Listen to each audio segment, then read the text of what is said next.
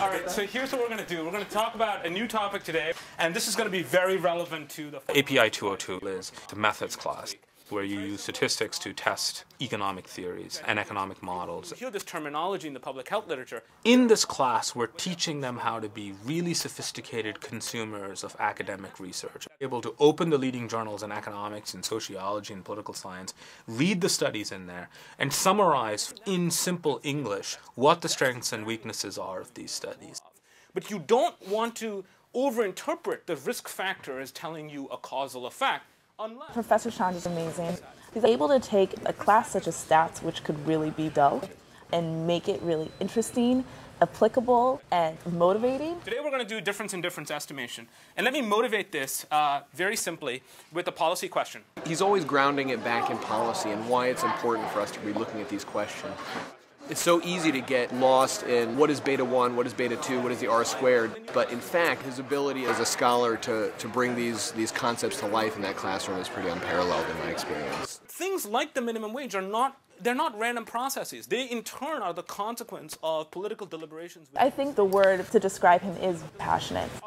He's very passionate about the work he's doing, and he imparts that passion to us in class, and I feel really into it because he's really into it.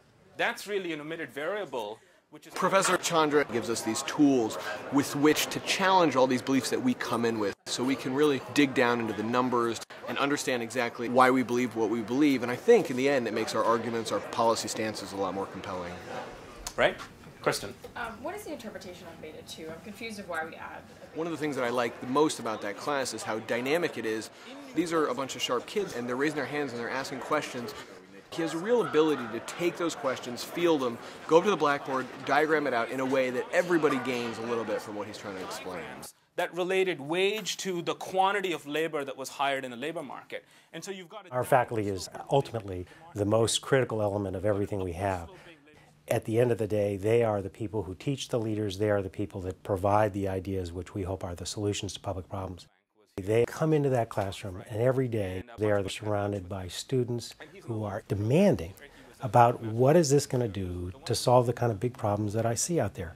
If you go to the Kennedy School website, it says, ask what you can do. I mean, I think the Kennedy School wakes up in the morning and its philosophy is that careful, systematic scholarship can improve public policy.